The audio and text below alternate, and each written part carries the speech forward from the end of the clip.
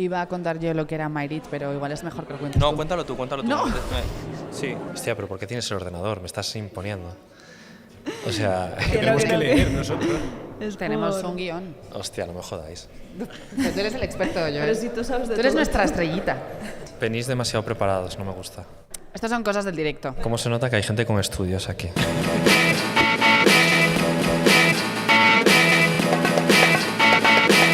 Doble clic. Los podcasts de BBVA.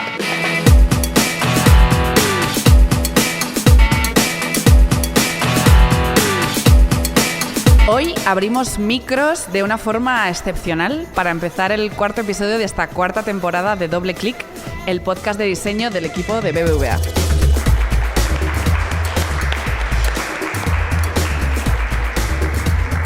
Lo de excepcional no lo digo de gratis, ¿eh? Lo digo de verdad porque es que hoy estamos grabando por primera vez fuera del estudio y además estamos un poco de celebración también, ¿no? Por la reciente inauguración de la segunda edición de la Bienal de Diseño de Arquitectura Mayrit, que para los que no lo conocéis, bueno, ahora os hablaremos más sobre el tema, pero primero de todo, Xavi, ¿cómo estás? Pues muy emocionado, Eider. Muy contento de estar aquí porque es el primer episodio, como decías, que hacemos fuera del estudio, con público. Y me encanta que el estreno sea en Matadero, porque es un lugar donde siempre pasan muchas cosas. Por cierto, tu voz hoy, o sea, mejor de lo que yo esperaba, porque anoche, ¿qué tal la inauguración? Me porté bien, ya lo sabes, me porté bien. Tengo algún WhatsApp tuyo a altas horas de la noche, hablando de curro, obviamente. Eso no se cuenta. Dale, tira. No, bueno, estuvo muy guay. Además, siempre me hace mucha ilusión encontrarme con caras conocidas que bueno, pues siempre pasa mucho tiempo entre que nos encontramos y este tipo de eventos vienen muy bien para eso. Además, pues bueno, tuve tiempo para hablar de la vida, hice preguntas sobre la Bienal, el tema, que luego comentaremos. Y bueno, Xavi, titulares desde el último episodio que no hemos hablado. Yo no estuve en la fiesta y no puedo comentar eso, pero lo vamos a escuchar ahora. Pero yo es que he estado muy atrapado leyendo Seducción, que es el último libro de Sara Torres. ¿Lo conoces? ¿Te suena? Pues no, pero me está encantando. Cuéntame. Bueno, a mí me ha dejado loco porque es un ensayo camuflado en forma de novela y creo que al final no deja de ser una reflexión que está muy bien tirada porque habla de las relaciones, habla de deseo, de seducción, de intimidad, habla de amor lésbico y de una diferencia de edad porque las protas tienen 20 años de diferencia. Es que vamos, es un libro que lo tiene todo, súper recomendable. Seducción, de Sara Torres. Me gusta y de hecho es un tema que yo hablo muchísimo con mi entorno, bueno, de la seducción, del capital erótico, o sea, nos encanta ese tema, de la diferencia de edad en las relaciones y de hecho hace poco como que tuve la necesidad de ver esta última peli de Anne Hathaway, que lo ha petado mucho también en redes sociales por este tema, bueno, que Anne Hathaway es mi crush desde que... ¿Qué peli es? Se llama La idea de ti, si no me equivoco. Ah, no me suena, la apunto. Sí, y también trata un poco, bueno, pues esta relación de... Bueno, trata muchos temas, ¿no? Pero la principal es una diferencia de edad muy grande entre ella y él. Y bueno, pues me pareció que por una parte es la típica peli que te pones en casa cuando no quieres pensar, como muy amena, y que por otra trata temas pues bastante importantes como, bueno, esa estigmatización social, ¿no? Que todavía se vive alrededor de esos temas. Y dije, pues mira, peli que yo dejo por aquí como recomendación, que si no tenéis nada que hacer un domingo, pues... Apuntada queda. ¿Pasa muy a menudo lo de estar en casa sin ganas de pensar? Bueno, ¿por qué lo dices? Por esta mañana. Sin ser yo nada de eso. Lo sé. ¿Qué hacemos? ¿Arrancamos? ¿Le damos?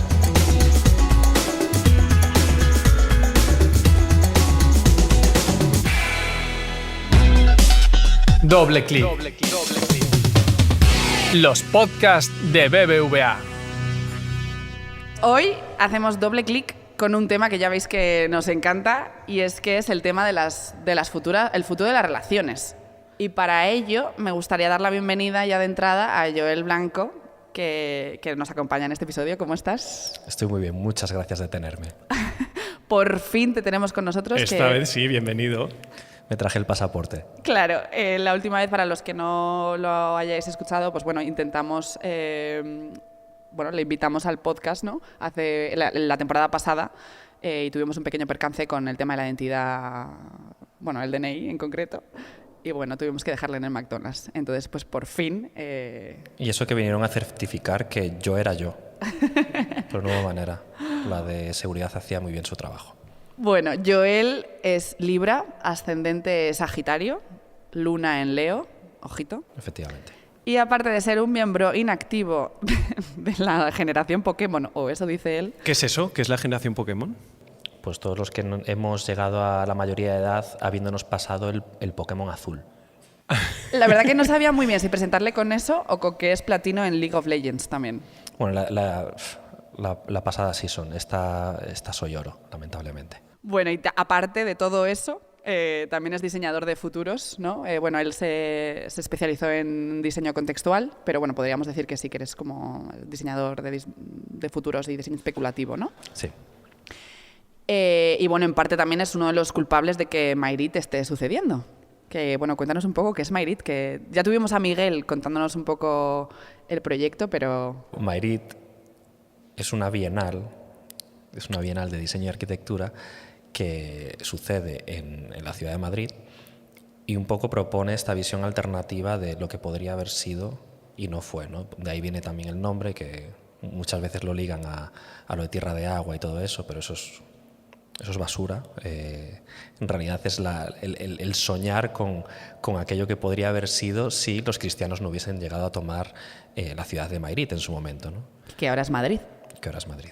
Y bueno, el programa de esta edición tiene como eje una serie de talleres, conferencias, exposiciones, instalaciones que se celebran en diferentes espacios de la ciudad, ¿no? Cuéntanos un poquito. La edición de este año, Wet Dreams, viene hilada y viene teorizada por Marina Otero.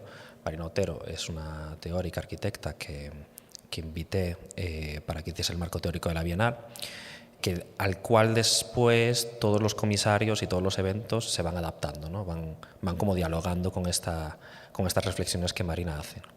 Hay varios eventos principales, ¿no? Que son este siendo uno de ellos, el de mañana, que dialogan directamente con la idea del disoñar, que es imaginarse el futuro desde una perspectiva no catastrofista ni de miedo, sino desde el deseo, desde qué es lo que queremos que llegue a suceder, ¿no? Que es una cosa que ocurría en la primera edición. En la primera edición, que se llamaba Mundos Sumergidos, pues era una visión completamente apocalíptica de lo que podría llegar a ser el futuro, ¿no? Desde el miedo de, hostia, pues va a llegar un momento en el que todo va mal, el cambio climático nos achicharra y el mundo termina sumergido, ¿no? Y este año, porque esa perspectiva, pues al final está bien para localizar problemas y para localizar miedos, pero es muy poco productiva, ¿no? Por decirlo de alguna manera.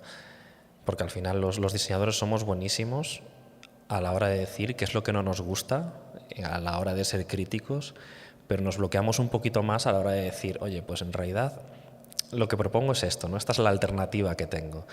Y de ahí viene todo el marco teórico de Marina, ¿no? De vamos a pensar en el futuro no desde el miedo, sino desde el deseo. ¿Cómo queremos que sea? Y al final esta exposición es muy distinta a Mañana de la edición anterior, que al final eran todo visiones catastrofistas del futuro, y nos trae un futuro que en realidad no nos importaría tanto llegar a ver, ¿no? Ahora tenemos varias exposiciones simultáneas, ¿no? Esta tarde va a ser la de Museo de Artes Decorativas, materia computada, que son una serie de piezas hechas a partir de herramientas digitales que se materializan en el plano físico. Tenemos también mañana Espejito, Espejito, de Grandeza Studio en el Museo de América, que hablan sobre esta idea del espejo distorsionador que se generó en Europa, ¿no? Que cuando Europa descubrió América, al final también se estaba descubriendo a sí misma, tuvo algo con lo que compararse, ¿no? Entonces, de pronto, en ese momento en el que América se descubre, y lo voy a decir entre comillas, lo de que se descubre, Europa se tuvo que inventar a sí misma, tuvo que generar su identidad con respecto al otro, ¿no? Entonces, bueno, es una exposición muy bonita, además, que el Museo de América se ha atrevido también a reflexionar sobre muchas cosas y sobre su propia colección. Y por supuesto la exposición de Centro-Centro, que es la exposición vertebradora de todo Mayrit, y que habla precisamente de este marco teórico de sueños húmedos, ¿no? Que también.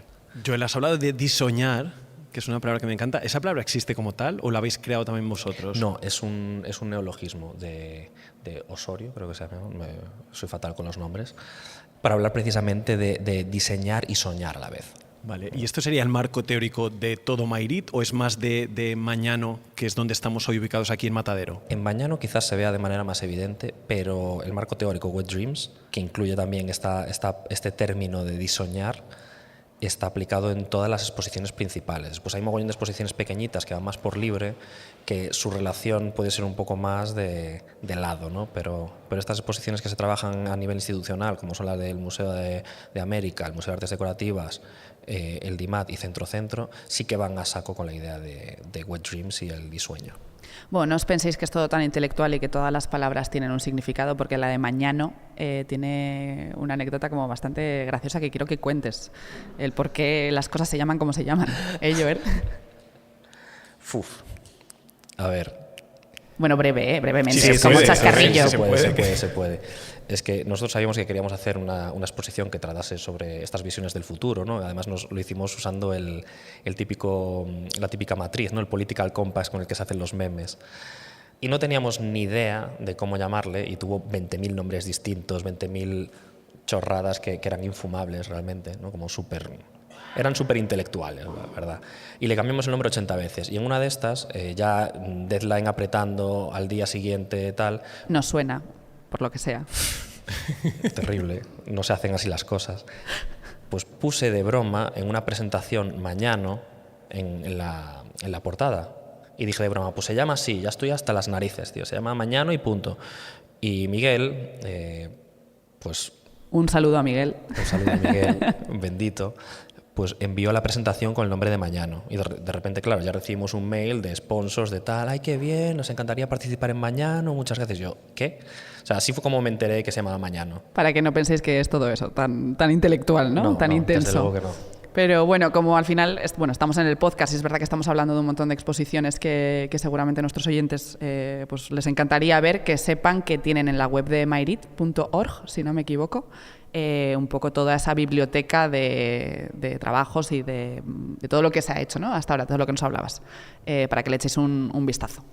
Luego, al final del capítulo, lo vamos también a explicar, como hacemos siempre. Y hoy tenemos otra invitada. Además de Joel, nos visita otra diseñadora multidisciplinar que tiene especial interés en tangibilizar conceptos y experiencias abstractas. Ella ha estudiado y trabajado en Brasil, en Estados Unidos, Alemania y España, culo inquieto, y desde hace unos meses la tenemos muy cerquita porque forma parte del programa de Future Designers en BBVA, aquí en Madrid. Ella es Capricornio y estoy hablando de Lucía de la Torre. Lucía, bienvenida. Hola, buenas tardes. ¿Cómo estás? Bien, muy bien. Muchas gracias por tenerme aquí también. ¿Qué tal la inauguración ayer? Pues bastante loca. O sea, creo que ninguna nos esperábamos que llegase a esta escala, pero muy contentas estamos con el resultado. Muy guay. Que antes mencionaba que Lucía forma parte del programa Future Designers, que es algo que tenemos en BBVA, que hacemos ya desde hace, ¿qué? 5 o 6 años, Eider. Pues yo creo que esta es la séptima edición. ¿Sexta? He perdido la cuenta. Es la sexta ya. Es la sexta. Gracias, público. Y Eider lo conoce bien porque también participó hace algunos años y es que se quedan las mejores. Esto es así.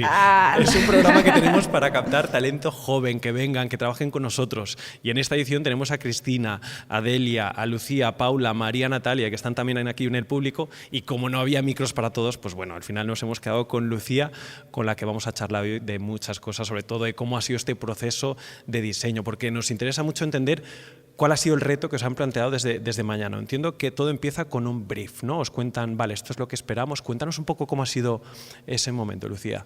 Bueno, el brief que nos dieron en un principio fue bastante amplio, la verdad, pero nos propusieron el tema del futuro de las relaciones un poco enfocado a la tecnología. Entonces, claro, eso era un mundo gigantesco que no sabíamos muy bien cómo abarcar. Entonces, lo que hicimos en un principio fue empezar a pensar qué tipo de relaciones tiene hoy en día el ser humano y con qué. Entonces pensamos, vale, hay relaciones entre humanos, hay la relación con uno mismo, pero luego también está la relación con todo lo que nos rodea, con otros seres vivos, con el entorno, con los espacios artificiales que habitamos. Y como que nos gustó un poco más ese lado de la exploración porque sentíamos que no se había hablado tanto o lo suficiente, entonces empezamos como a indagar por ahí y a buscar ya tendencias y señales que nos diesen un poco de dirección. Bueno, que ya has dicho dos palabras clave, ¿no? De sí. Tendencias. Cuéntanos un poco, o sea, claro, ¿cuál es la metodología que habéis utilizado para este ejercicio? Pues nosotras seguimos la metodología de diseño de futuros, que, bueno, hay 1000 maneras de hacerla, pero gracias a la ayuda de, bueno, entre otras personas, Cecilia, que es una genia, y también nuestro departamento de diseño de futuros, como que nos fueron guiando en el proceso. pero parte de un proceso de investigación en el que buscas señales de cambio que luego puedes como identificar en tendencias. Entonces nosotras buscamos en todas partes, en Instagram, en Twitter, en periódicos, en revistas, cualquier sitio que nos pudiese informar de lo que estaba pasando a nivel social, económico, tecnológico. Bueno, es súper extenso el proceso. Y luego ya después de agrupar pues todas esas señales y tendencias, ya empezamos a como identificar patrones que pudiésemos utilizar más tarde para proyectar esos patrones de comportamiento hacia el futuro. Entonces seguimos pues la metodología de la matriz que ha mencionado antes Joel, en la que de esas tendencias luego hicimos como unas ruedas de futuro, intentando como imaginarnos cómo extrapolaríamos eso pues sí, dentro de 20 años, que era como el marco temporal que teníamos. Y de ahí pues intentamos comprimirlo todo en como 6 tendencias generales que eran los temas que más nos interesaban a nosotras, y fue muy difícil, la parte más difícil del proceso fue acotarlo todo aquello porque pues es una nube súper vasta y es muy difícil elegir pues, sí, favoritos. Pero poco a poco fuimos intentando también basarnos en lo que le interesaba, bueno, no interesaba, pero los valores que también comparte BBVA. Como esto era una colaboración también con BBVA, pues nos fijamos en qué temas les preocupan a ellos, que son, entre otros, la sostenibilidad, el crear un sentido de comunidad, la educación, sobre todo infantil. Entonces, como que ya con eso teníamos un poco de marco para ir, pues sí, acotando. Luego iremos a los insights, vamos a rascar un poco más. Antes nos interesa entender un poco mejor cómo ha sido este proceso de trabajo, porque al final el futuro de las relaciones es algo súper grande. ¿Cuáles han sido los retos que habéis tenido para empezar a acotar esa súper temática, a bajar estos 6 insights que mencionabas ahora? Uno muy gracioso, que salía bastante a menudo, era el tema de nuestras opiniones hacia los temas que estábamos tocando, porque como que no nos dábamos cuenta, pero tenemos todos como ese prejuicio de algo que vemos como positivo o negativo o neutro. Entonces, a la hora de analizar todo lo que estábamos recaudando, había veces que asumíamos directamente que, yo qué sé, un cambio político sería negativo para la sociedad, solo porque teníamos ese contexto que traíamos nosotras, sí, esos sesgos. Entonces, como que salían muchas, no controversias, pero como mini debates cada vez que intentábamos clasificar toda la información, porque no nos dábamos cuenta de que nos estaban influyendo esos sesgos. Y luego, pues, un reto gigantesco eso, el hecho de que fuese un tema tan atractivo y tan profundo, e intentar pillar alguna dirección por la que seguir, porque nos interesaba todo. Pero bueno, con votaciones en Miro conseguimos seguir adelante. Además, tenemos entendido que fue un proceso como muy colaborativo, ¿no? Entre ambos, entre vuestra parte como equipo de BBVA, ¿no? Que estaba trabajando en ese proyecto, y por la parte de Mayrit, como lo he entendido, como Cecilia, ¿no? Sí, sobre todo con Futurity Systems, que es el estudio que dirige Cecilia. También trabajaron con su compañera Magda, que eran un poco las dos personas que los guiaban más en el proceso. Yo estaba por ahí pululando, pero al final la comisaria de esta exposición es Cecilia Motse, y yo soy simplemente pues un poco padre honorífico de Mañano, pero este año mi intervención llegó hasta allí, ¿no? Le pusiste el nombre, que no es poco, ojito. Lo bauticé, sí. Entonces, el brief que teníais era cómo tangibilizar el futuro de las relaciones, ¿y teníais alguna otra más anotación? Centrándonos en el lado de la tecnología. El resto fue nuestra decisión propia, pero sí, con muchas conversaciones con toda la gente que estaba involucrada, también con nuestro departamento de BBVA. Y bueno, Cecilia lo que nos ayudaba también mucho era a ver casos en los que estos temas se estaban tratando ya por diseñadores y por arquitectos. Entonces ella nos ofrecía como todas las como interpretaciones artísticas que ya se habían realizado sobre el tema, para también como no repetirnos o no pisar el trabajo de otra gente. Pero nos servía muchísimo de inspiración. Antes de hacer spoiler de cuál es un poco como este artefacto final, sí que me gustaría que tratáramos también el por qué es tan importante o es tan enriquecedor este tipo de prácticas, ¿no? Como por qué se detectan estas tendencias o por qué, pues bueno, o sea, este equipo ha estado trabajando en detectar estas señales como un ejercicio que se les ha propuesto, pero como comentaba Lucía, ya hay otras personas que están trabajando en esto mismo. ¿Por qué la gente ya está poniendo el foco en en esos 20 años? O sea, ¿por qué es importante el diseño de futuros, ¿no? Como para que entendamos un poco... Pues es una buena pregunta. Y a mí es que a mí me gusta coger con pinzas lo de la palabra futuro, sobre todo en estos contextos, porque no creo que estemos hablando del futuro para nada, en realidad, ¿no? Yo creo que estamos hablando más del presente y de las expectativas y miedos que tenemos ahora. Pero sí que es muy útil pensar, a mí me gusta razonar esta idea del pensamiento de futuros como una manera de construir el presente. Es decir, el momento que ocurre, el momento que está sucediendo ahora mismo, está construido a través del pasado, de lo que recordamos, y a través de la expectativa que tenemos de lo que va a venir después. No es otra cosa. De hecho, hay un insight muy interesante que además lo di a Lucía en clase en su momento, que el cerebro toma 13 milisegundos en procesar cualquier input que le viene desde fuera. Claro, esto quiere decir que lo que estamos viviendo, lo que estamos experimentando ahora mismo ya ha ocurrido. Entonces, el presente en sí mismo ya ha ocurrido, es un pequeño delay. Ya has pasado, ¿no? Esto wow. te revienta la cabeza. ¡Pum! Entonces, claro, eso si lo magnificas, bueno, dices, bueno, pues yo creo que esto va a venir después y qué tal.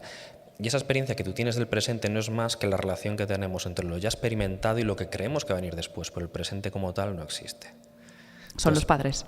Son los padres. Entonces, a mí pensar en esto de pensamientos de futuros no es otra cosa de enriquecer o crear otras visiones alternativas al presente que estamos dando por sentado. Entonces, yo creo que el pensamiento de futuros es muy útil, sobre todo a la hora de ser críticos con lo que nos viene dado, porque en muchos casos sí que pensamos en el futuro como una especie de magnificación de lo que ya está ocurriendo. Es decir, de hecho, cuando hablamos de tendencias, lo que estamos haciendo básicamente cuando metemos las tendencias en el proceso de diseño de futuros es magnificarlas y llevarlas a extremos para poder mirarlos desde una perspectiva crítica. Y yo creo que eso es muy útil a la hora, sobre todo, de encontrar no solo soluciones a cosas, porque al final esto de hablar de soluciones y de problemas a mí me da un poco por saco y me parece un aburrimiento, pero sí también de enriquecer nuestra experiencia de la vida, ¿no? De decir, bueno, pues es que al final a las personas siempre nos ha gustado imaginarnos qué podría haber sido después, ¿no? Y aunque no vaya a ocurrir, eso no cambia el hecho de que esa imaginación, de que esa expectativa que te has creado tú a ti mismo, que en muchos casos se hace realidad, ¿no? Sobre todo cuando hablamos de términos como la hyperstition, ¿no? de crear un mito y que ese mito sea tan real que al final termina sucediendo, que es un poco lo que sucedió con la IA, si me apuras, ¿no? Que de repente todo el mundo está hablando de la IA, todo el mundo está invirtiendo en IA, nadie está invirtiendo en IA, pero al final todos empezaron a hacerlo, ¿no? La profecía autocumplida, ¿no? Efectivamente. Entonces yo creo que eso también tiene un punto ahí que estaría bien pensarlo, ¿no? De cómo nuestros pensamientos y nuestras expectativas en realidad le están dando forma a ese presente que no existe si no es a través del pasado y de lo que va a venir después. ¿Creéis que os ha cambiado la percepción de algo de los temas que habéis estudiado? Por cierto, ¿cuándo empezó el proceso de investigación? ¿Cuántos meses o semanas lleváis? Más o menos. Me parece que empezó, estamos en mayo, pues empezó como mediados de febrero, más o menos. Así que un par de meses ya. Pero la verdad es que hemos seguido, o sea, la investigación nunca ha parado. Empezamos investigando y a medida que hemos pues seguido el proceso y hemos tenido que luego materializar todas nuestras ideas, hemos seguido investigando. Hemos intentado tocar y abarcar todo lo máximo posible, así que yo creo que hablo en nombre de todas cuando digo que nos ha cambiado bastante. Al final esos sesgos seguramente como que habrán también desaparecido. Bueno, habréis intentado como neutralizarlos, ¿no? Sí, hemos intentado borrarlos, pero mola mucho también como ver las opiniones opuestas o completamente contrarias a la tuya.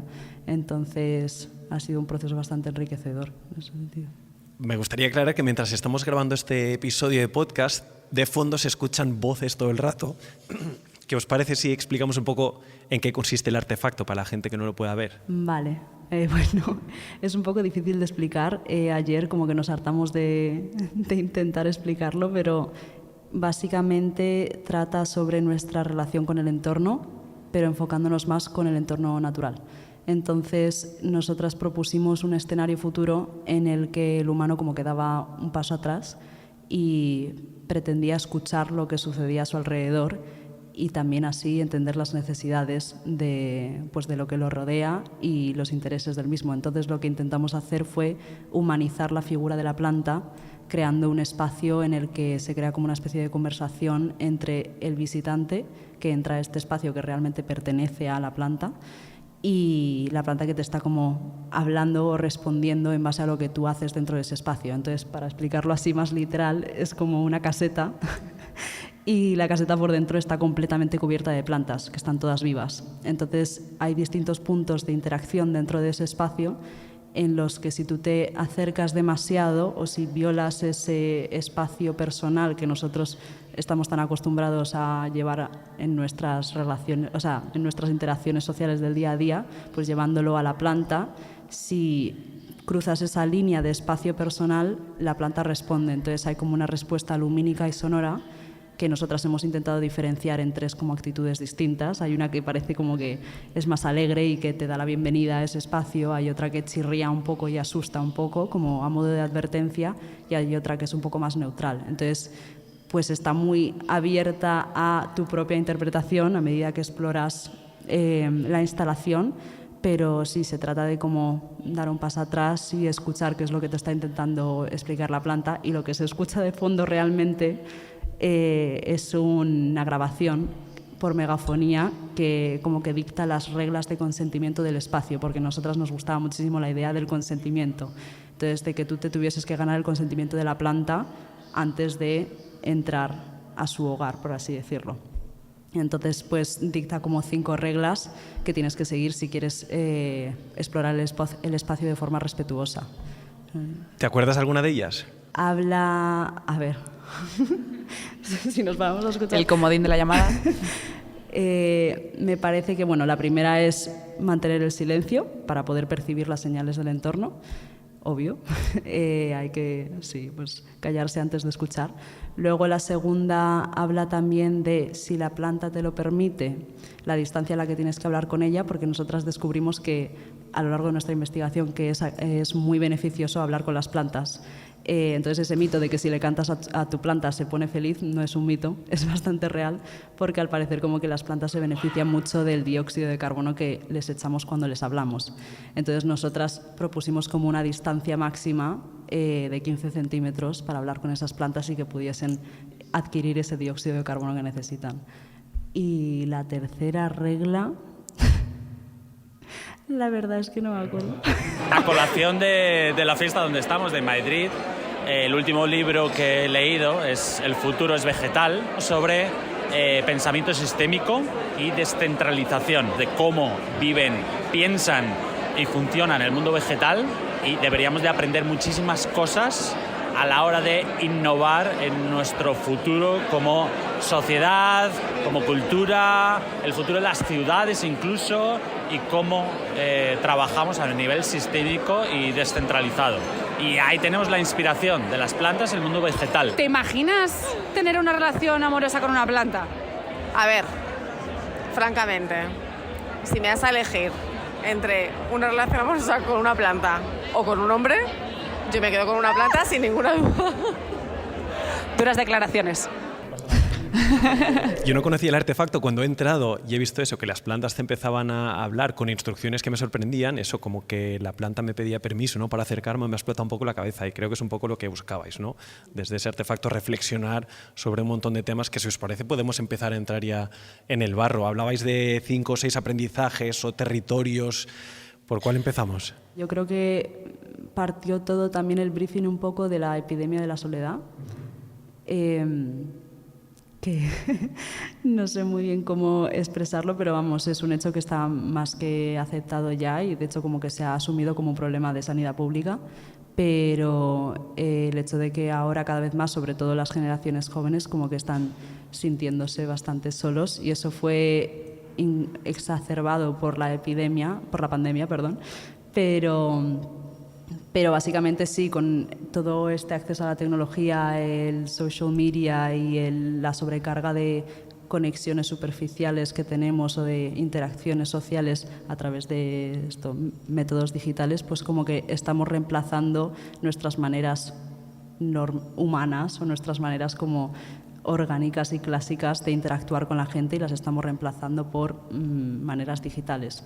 Entonces como que se está produciendo un aislamiento social que está causando pues muchísimos problemas de soledad. Es curioso porque es verdad que tenemos más herramientas que nunca, ¿no?, para relacionarnos mejor, pero se están creando como dos grupos, ¿no? O sea, unos que sí que son un poco más reticentes, ¿no?, a lo digital y que valoran mucho, pues eso, ¿no?, como la relación del tú a tú en persona, y otros que sí que se sienten más cómodos y que piensan que todo va a ir hacia lo digital y que no deja de ser una herramienta que potencia, ¿no?, como todo esto. Entonces, es verdad que es muy curioso ver cómo esos dos puntos de vista chocan un poco y que los dos, o sea, ambos tienen mucho sentido, ¿no?, pero que al final el resultado sigue siendo, pues, una necesidad de, pues, bueno, de pertenencia, de estar en contacto con otras personas u otros seres. Ya me voy a meter aquí en seres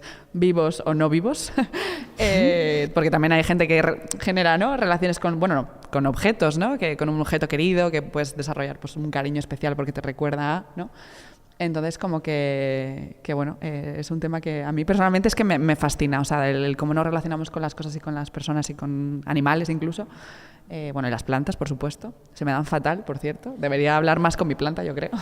Sí, nosotras vimos que como que de esa necesidad de conectar y de esa soledad como que también había, o sea, como que identificamos pues una fuerza o un esfuerzo de intentar buscarle el sentido a todo o buscarle un significado más profundo a las pocas conexiones reales que tenemos.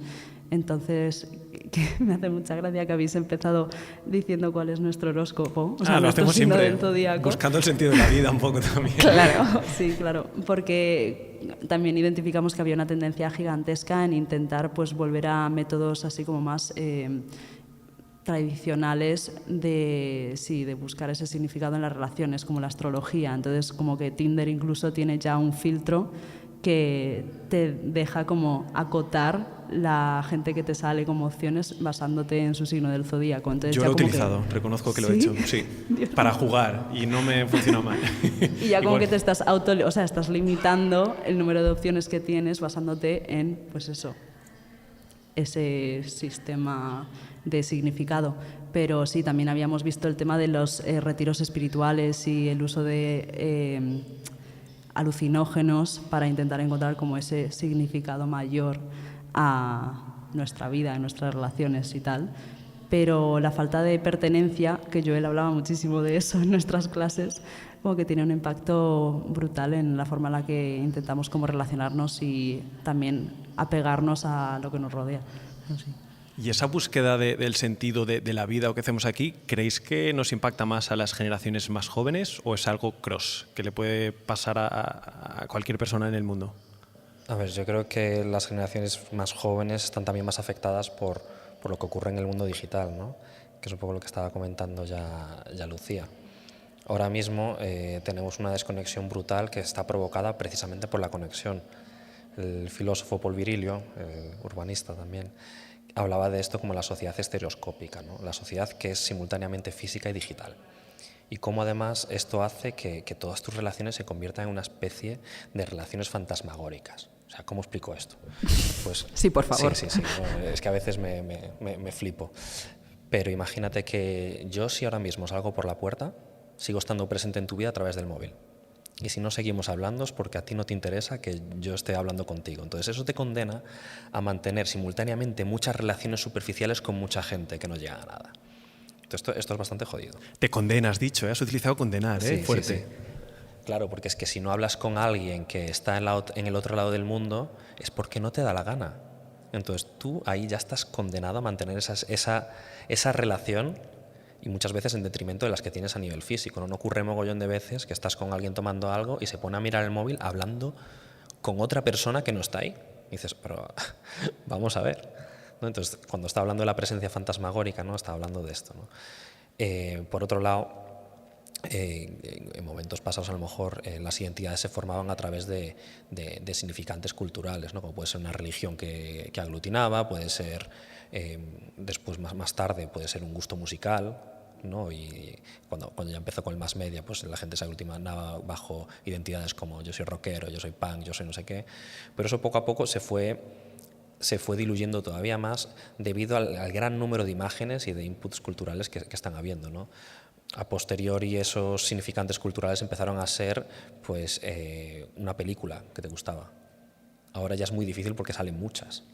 De hecho, Jonah Peretti habla de esto, el fundador de BuzzFeed, que es un teórico también muy, muy divertido, que dice que los significantes, cuando hablamos de un significante es cualquier cosa que tú usas para describirte a ti mismo.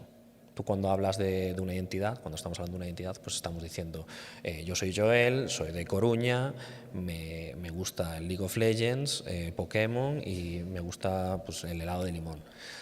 Para hablar de uno mismo siempre lo haces a través de hablar de cosas que son externas a ti. Y yo creo que esto es clave. Pues esas cosas externas de las que tú hablas para hablar de una identidad es a lo que me estoy refiriendo ahora con esos significantes. Pues estos significantes ahora vienen del mass media, vienen de Internet. Y obviamente es un mundo que cambia mucho. Entonces, ¿qué pasa? No es que solo se diluyan las relaciones, es que también se diluyen las identidades. Muchas veces la identidad de una persona viene dada por el grupo que le rodea. Y eso también se ve mucho como en el desarrollo que ha habido del lenguaje, ¿no? También como para adaptarse a estas nuevas formas de relacionarse que al final desarrollamos como... Ahora también nos relacionamos a través de un emoji, ya es como que también tienes que detectar como el tipo de... Hay muchas cosas ahí debajo de eso. Claro, y el horóscopo ahí es una manera de apaciguar este sentimiento de, me voy a identificar a través de algo que parece al menos más permanente. O sea, esto no va a cambiar. O sea, pero ¿habéis entrado en BuzzFeed alguna vez? BuzzFeed es esta página web que te hace test de qué tipo de tarta serías. Entonces te hace una serie de preguntas y te dice, pues tú serías un tiramisú. ¿Vale? Y tú dices, qué guay. Entonces, esa necesidad que tienes tú temporal de ser algo, de encontrarte a ti mismo, lo encuentras temporalmente en una tarta. En hacer un test y dices, pues este test, resultado, yo soy esta tarta, qué bien. Venga, ¿qué sería si soy un submarino ahora? ¿No? Y de hecho el contenido que consumimos online muchas veces, o como pensamos a la hora de compartir, pues de algún modo cuando compartimos un post en Instagram de una obra de arte que nos gusta, estamos pensando, si yo fuese un cuadro sería este. Y le estás diciendo a todo el mundo quién eres tú a través de las cosas que comparte. ¿Nos pasa a menudo de ver vuestro feed de Instagram y decir, no soy yo? Y lo miras en plan como si fueses tú, ¿no? Esta es mi carta de presentación. Es que esto es muy chungo, ¿eh? O sea, Internet ha hecho un desbarajuste en las identidades y por ende las relaciones. Pero al final, una de las cosas que pasa, por ejemplo, cuando rompes una relación, es una crisis existencial. ¿De quién soy yo ahora sin esta persona? O sin este perro. Ya te estás poniendo muy intenso, Joel. No, y me encanta. Puede ser, ¿no? Pero cuando te echan de un trabajo, o sea, pierdes partido de tu identidad ahí, porque estás rompiendo esa conexión que te da una estabilidad y un significante para decir soy tal, y de repente dices, pues no sé, estoy en paro, yo qué sé, ¿sabes? Es que... También en términos de eso, de la falta de permanencia de la cultura y cómo nos relacionamos con nuestra cultura, algo que hablamos mucho en clase y nosotras también tocamos en ese tema, fue el hecho de que ya como que no tenemos una historia, una percepción de nuestra historia cultural y colectiva como la teníamos en su momento. Entonces como que gracias al Internet todo va extremadamente rápido, como dices, y ya somos incapaces de diferenciar qué pasó, en qué momento o qué evento cultural está ligado a qué grupo o qué periodo temporal, porque ya no existe, se ha acelerado el consumo de nuestra cultura y del entretenimiento a niveles pues astronómicos. Entonces como que a nosotras nos gustaba mucho la idea de que ya como que nunca vivimos en un presente eterno y como que nos hace tener una falta de visión hacia el futuro también. Entonces la falta de ese como cultural heritage que tenemos también nos hace intentar buscar pues sí, algo a lo que agarrarnos. Hay un dato muy interesante con respecto a eso de la falta de historia, que es que esto lo había notado Kevin Mugler en un vídeo, que en 2016 hicimos el paso del feed de Facebook, el feed de Facebook que era histórico, ¿sabes? Tenía una narración lineal, había una historia, venía por orden temporal, pasó al feed algorítmico, que esto ocurre en el social media, que en vez de darte una línea temporal de los posts y de las cosas que te enseña, es una línea que va marcada por el algoritmo, por sugerencias. Entonces ahí se rompe esta idea del tiempo en Internet también. Va por recomendación. La recomendación no tiene que ver con cuándo el post fue hecho, ¿no? De repente te recomiendan un post de 2023 porque creen que te va a gustar. Cuando te recomiendan un vídeo no va tampoco por el año en el que fue, ni en el momento en el que fue, es más por una recomendación hacia ti. Entonces ahí hemos pasado del tiempo lineal, en Internet al tiempo cíclico, ¿no? Este proceso cíclico que además es un proceso que funciona por... Bueno, esto hablaba, bueno, es que no me quiero poner intenso, pero es el progreso circular, ¿no? El lenguaje no cambia, la narrativa no cambia, solo se intensifica cada vez en Internet. Entonces cada vez te dan más de lo mismo y te alejan de esta idea del tiempo, perspectiva histórica que te permite hacer una narración articulada de lo que está sucediendo. Pero porque también hay una búsqueda de la perfección, ¿no? O sea, como de intentar llegar como al punto sublime, ¿no? De estar iterando, ¿o crees que no tiene que ver? A ver, es que al final esto lo sabemos todos, que el objetivo de una página web o del social media en particular es que pases más tiempo ahí dentro. Entonces, es muy fácil mantener a alguien ahí si le estás enseñando todo el rato cosas que sabes por las cosas que le han gustado anteriormente que le van a gustar después. Entonces es de ahí donde viene todo esto de doom scroll, que te pones por la mañana con el Instagram y empiezas a hacer así y a darle con el dedo hacia arriba y no paras, ¿no? Porque dices, bueno, otro más, como si fuese a haber uno que te diga que ya ha terminado esa historia, ¿no? Porque al final es eterno, tú puedes hacer scroll hasta el infinito. Agujero negro. Sí, pero como que también satisface, bueno, yo tengo, no voy a dar nombres, pero tengo una amiga que me confiesa siempre que por ejemplo, o sea, vale que es un comportamiento que tenemos súper interiorizado y que ya casi ni nos damos cuenta y de repente dices, ostras, sí, es que llevo media hora haciendo scroll, ¿no? Pero que es un mecanismo de defensa también para ella para no pensar en ciertas cosas o evadirse de la realidad, ¿no? Entonces como que ella también lo utiliza como una herramienta emocional, casi, ¿no? ¿Y se siente bien después de hacerlo o mal? Sí, bueno, creo que le va bien. Ha dejado de ir a la psicóloga porque está estupenda, pero... Peligroso. Eso da resaca al final, este scroll tan largo. No te das cuenta, antes en tu bucle, en tu burbuja y sal de ahí luego, si puedes. Pero es chungo, esta persona acaba de sustituir el terapeuta. No, bueno, no vamos a hablar de esto. No se recomienda, ¿no? Por favor. No lo hagan en sus casas. Pero bueno, como que me parece un reflejo bastante fiel, ¿no? De muchos de nosotros que al final, pues bueno, a través de lo digital, ¿no? Volviendo a las relaciones, como que tapamos mucho de nuestro día a día, ¿no? O sea, como que buscamos esa alternativa de Sí, también estaba la teoría de que ahora mismo, bueno, sobre todo en las generaciones jóvenes, como que hay tantos temas tan grandes que nos están un poco como que pasando a nosotros y que nos llevan diciendo años que nosotros vamos a tener que ser los que lidiemos con ello, porque a mí, bueno, desde que tengo 15 años me llevan diciendo que voy a ser yo la que cambie el cambio climático, o sea, que voy a tener que yo remediar todo el mundo, pero como que está la teoría de que no somos capaces de saber tanto o de estar tan pendientes de tantos temas tan catastróficos a la vez. Entonces como que intentamos pues sí alejarnos de la realidad y yo creo que eso pues hace gracia porque va ligado a ese alejamiento también de lo humano, que es lo que estabas diciendo antes de la búsqueda de la perfección, madre. Pero sí, como que nos alejamos de lo que es imperfecto y lo que nos causa fricción e intentamos ir a lo fácil y lo tecnológico y lo que nos va a asegurar pues una victoria, que es el algoritmo al final. Bueno, nos estamos yendo a la parte más tecnológica, pero volviendo al tema de las relaciones del futuro, ¿nos imaginamos teniendo una relación afectiva, romántico-afectiva con una planta? ¿Podemos abrir este melón? Well, temón. No pongas en YouTube TLC, The Learning Channel, porque ahí vas a encontrar vídeos de gente que tiene relaciones afectivas con coches, con maridos muertos y de todo. O sea, escucha, ¿qué entendemos por relación afectiva? Pues, bueno, a ver, cariño, hablar, primero caricia. Yo entiendo que son unilaterales. Bueno, obvio, ¿vale? Porque no hay una respuesta. Hombre, en el marido muerto, desde luego. Bueno, perdona, esta mujer lo que hacía era comerse las cenizas, me he equivocado. Oh, wow. Yo no quiero saber por qué has llegado a ese tipo de contenido. Disculpa. Disculpa, y el del coche pues le daba besos a un coche y no sé qué hacían más. No sigas. Pero bueno, que hay casos de gente que se casa con... Bueno, de hecho hay un artista que se casó con un armario que se llama... Que no significa que esté mazao, sino que era un armario. No, era un mueble, claro. Y se lo llevó, fue su proyecto de graduación y se llevó pues su armario de luna de miel. Yvonne Dregel creo que se llamaba. Es que soy malísimo con los nombres, me vais a disculpar. Lo pondremos en la referencia, si no es muy violento. Pero no, que va. Es súper nice y tiene unas fotos preciosas.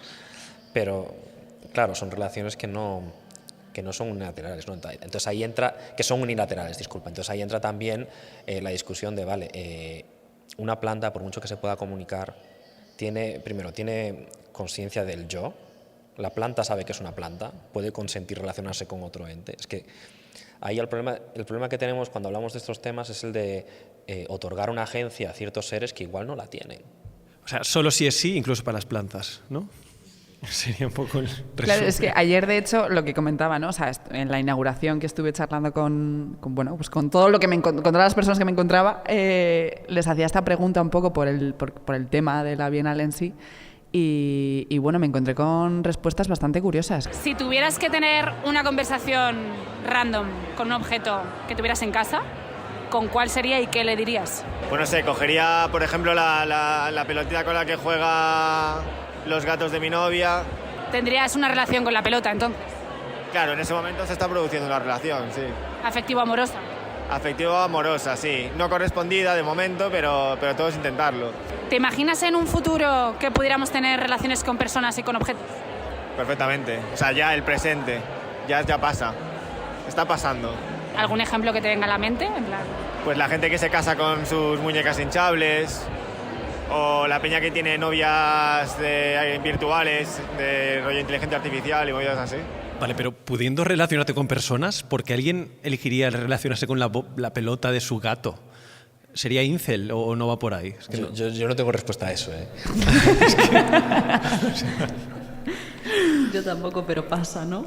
Es que hay gente, de claro, todo. es un poco lo que hablábamos antes, que hay gente que se siente muy cómoda en el plano físico y hay otra que no tanto. Entonces, las personas que tienen como estas fricciones, ¿no? De nuevo, a la hora de relacionarse con personas dicen, bueno, pues voy a lo fácil y para mí lo fácil es una relación unilateral, en este caso con la pelota de los gatos de su novia, que él defendía que podía cogerle cariño y que él pensaba que la pelota por dentro tenía muchas cosas que ofrecerle a él, a nivel afectivo, ojo. Hablando de tecnología, vosotros dos os mostráis como más tecnófobos, tecnófilos, tecnoescépticos. Sé que antes decías, esto no va de filias y fobias, no va de sí, no, sé que no es binario, pero después de esta investigación que habéis estado haciendo, ¿hacia dónde vamos? ¿Tenemos que preocuparnos? ¿Nos dejamos llevar? ¿Tenemos agencia en ese cambio? Bueno, a mí me parece súper bonita la posibilidad de poder comunicarte, si eso es legítimo, claro, si no hay alguien detrás que lo esté programando para que tú te creas que eso es real, pero la posibilidad de comunicarte con una planta o con un parque natural o una montaña, a mí eso me parece súper romántico. Pero por el otro lado, yo sí que soy muy tecnófoba en el sentido de que como que tengo el miedo de que la tecnología como que nos está atrofiando, pero el ser humano es un ser social y es un ser que yo creo que está hecho también para intentar conectar con todo lo máximo posible. Entonces, a mí me da la sensación de que estamos intentando recurrir a la tecnología para que haga el trabajo que llevamos haciendo durante siglos de forma inconsciente. Esa es mi opinión. Entonces, me da miedo que la tecnología reemplace pues, esos sistemas naturales que tenemos nosotros de conectar. Pero luego, por el otro lado, pues creo que sí que puede abrir muchas puertas hacia lo inexplorado. ¿Cómo lo ves tú, Joel? Yo creo que la tecnología y la sociedad y la cultura se crean de manera simultánea. No creo que haya un proceso que prevalezca sobre otros. ¿Qué ocurre? Que tendemos mucho a relacionar el progreso o la idea de que el tiempo avanza a los cambios tecnológicos y dejamos que después los cambios sociales vengan a raíz de estos, ¿no? Tiene mucho que ver con la manera en la que tenemos de lidiar con las cosas, ¿no? Capitalismo, de empezar a generar nuevas cosas, lo más nuevo, etcétera, etcétera, sin pensar muy bien qué es lo que va a pasar después y qué consecuencias va a generar. Y yo creo que hay que tener un poco, no tecnofóbica, porque para nada me veo ahí, a mí me encanta la tecnología, me parece una maravilla, pero sí que hay que tener en cuenta que mientras construimos la tecnología también tenemos que construir la sociedad y que va a ser un proceso que debería ir de la mano, porque si no, uno se va a comer la otra y vamos a terminar siendo, pues, o bien esclavos de la una o de la otra, ¿no? Yo creo que es algo que tiene que ir más en paralelo, pero no, para nada me veo como tecnofóbico y no creo que la tecnología esté fastidiando a las personas. Yo creo que sí que funciona, y si la dejamos ahí ir, sí que funciona para magnificar sus debilidades y Y al final la tecnología está explotando, cuando estamos hablando del doom scroll, está funcionando como una máquina tragaperras de estímulos que te está ahí todo el rato como bombardeando para darte gustito, pero está basando en mecanismos de supervivencia humanos, ¿no? Entonces, que al final hay que también tener en cuenta, ¿no?, de que la tecnología siempre va a tener una manera, ¿no?, si no está pensada desde la parte humanista, siempre va a tener maneras de terminar como dictando cuáles van a ser las dinámicas de las personas. Pero bueno, es que muchas veces la tecnología está hecha sin ser pensada en su uso correcto, ¿no? A muchos nos han tirado la ficha por LinkedIn, ¿sabes? Esto es práctica habitual en todos los sectores, ¿no? ¿No solo en diseño? O en Instagram. ¿Te ha pasado, Lucía? Te estás riendo mucho. No, la verdad que no. Es que hay muchas cosas que no quiero decir aquí, pero... No hay censura en este programa, ¿eh? Espero que sí.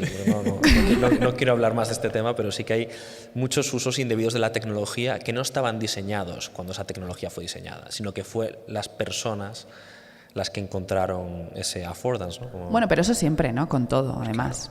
Claro, ¿no? Esto que dicen de que todo termina, cada vez que sale algo nuevo termina siendo porno primero, ¿no? Porque la gente se pone súper creativa en cómo puedo usar esto para hacer, pues... para mis vicios, ¿no? No quiero seguir hablando. Es que no voy a seguir porque voy a soltar 4 burradas y me vais a decir, oye, Joel, que te hemos quitado 20 minutos del podcast, que puedes cantar una canción, y no quiero. que bueno, podrías, en realidad.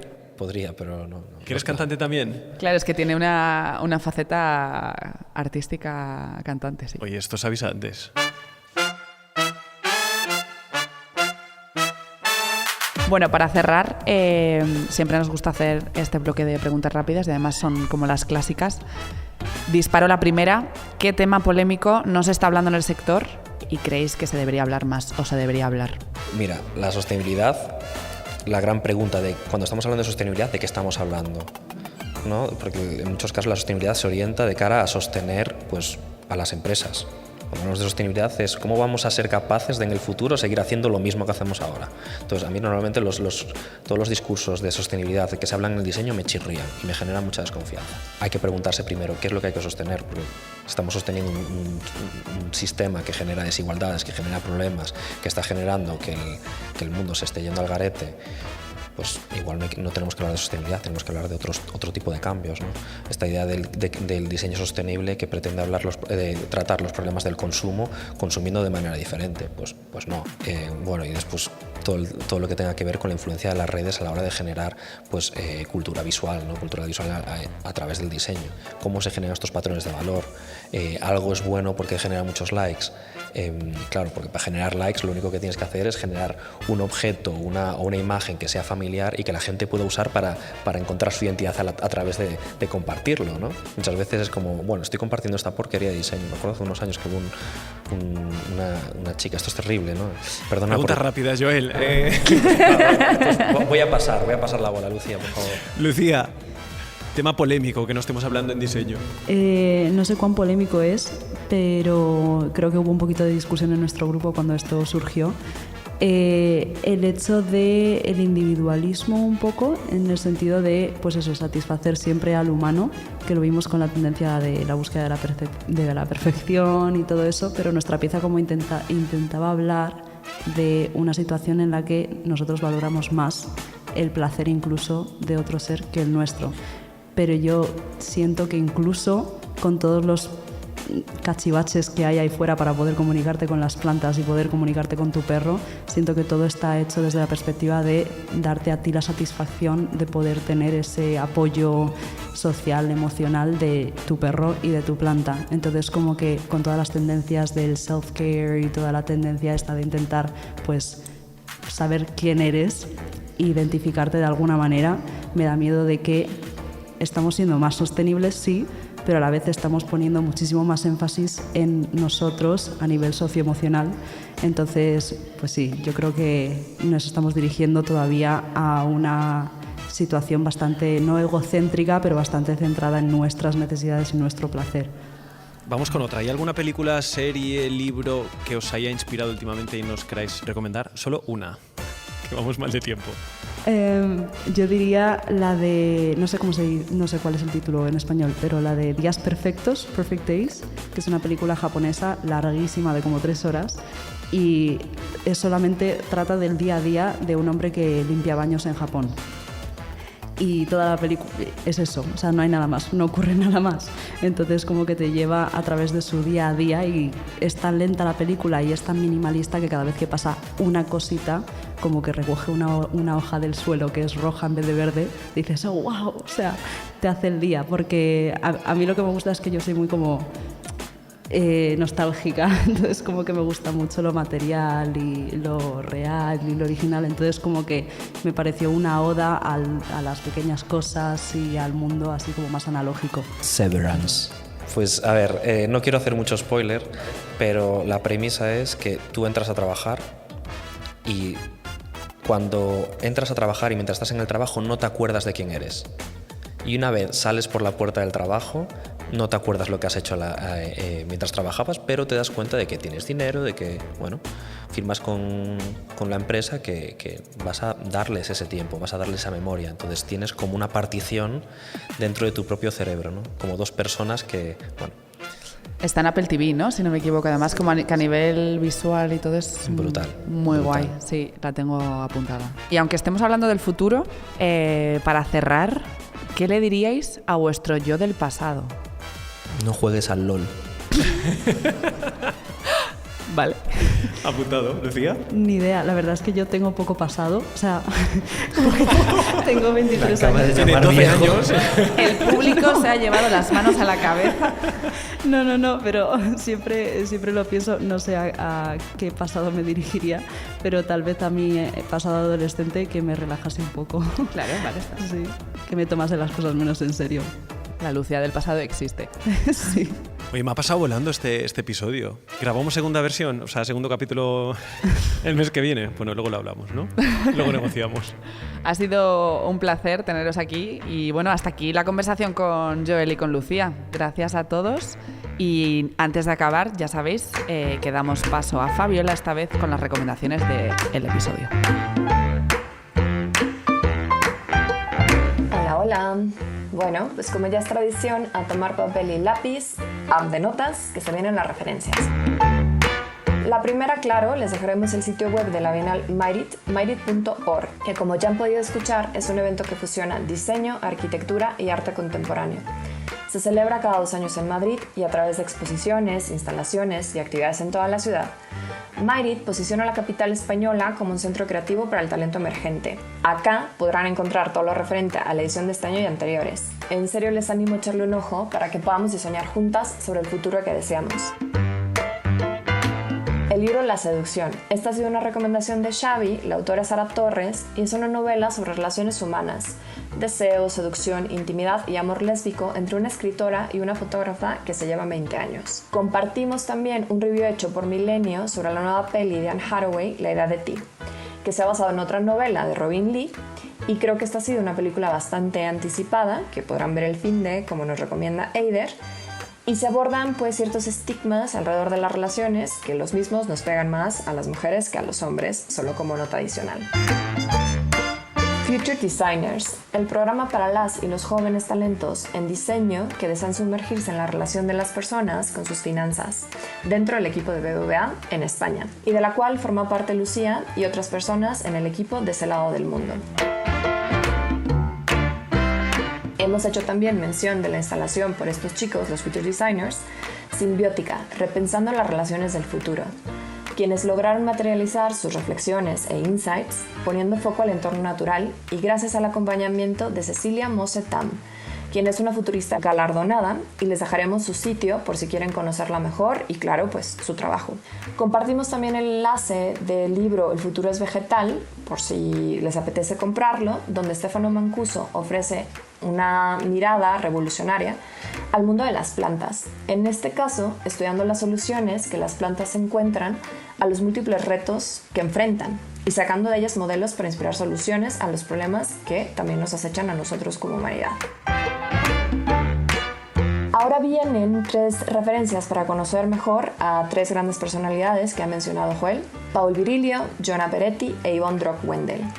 La primera, de la enciclopedia Herder, para que conozcan más sobre Paul Virilio, que es este filósofo francés nacido en los años 30, quien además fue director del Colegio de Filosofía, presidente de la Escuela Especial de Arquitectura de París, y quien se ocupó de cuestiones relacionadas con el urbanismo, pero también formó parte del movimiento de investigación sobre utopías urbanas de los años 70 y se interesó particularmente por la psicología y la fenomenología de la percepción. Después, de Laboratorio de Periodistas, una visión de Jonah Peretti. Acá Jonah aborda o profundiza sobre los medios sociales, digitales y la inteligencia artificial. También les dejamos una lectura sobre la cosidad relacional. Preguntas actuales sobre nuestra relación con el mundo material que nos rodea. Y claro, pues la autora es Yvonne Drock-Wendel. La última mencionada en el episodio, o las últimas mencionadas en el episodio, dejamos el tráiler de Perfect Days, una peli que nos recomienda Lucía, que es bastante contemplativa, y Severance, la serie que nos recomienda Joel, una sátira en Apple TV. Por último, solo porque no podía comerme esta referencia al hablar de las relaciones y cómo están evolucionando, o esta mirada al presente y al futuro, les dejo también un episodio con Esther Perel, que es una experta en relaciones. Y bueno, ella habla de esta nueva intimidad artificial. Así que nada, algo más les hemos dado para tirar todo el mes. Hasta aquí, como siempre, muchas gracias a Rubén García y Fernando Rey al control técnico, Sagrado Nova y Santiago Vallado en la producción, Eider Fernández y Xavi Sorinas delante de los micrófonos, y yo misma, que soy Fabiola Leiva. Les recuerdo que pueden escuchar Doble Clic en las principales plataformas de podcast. Denle seguir para que no se pierdan el siguiente episodio y nos escuchamos en un mes. Hasta entonces.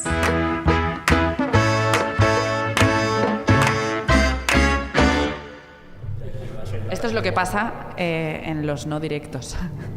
No sé si me he trabado, igual repito esa frase, ¿no? A nadie le importa. Soy esa persona.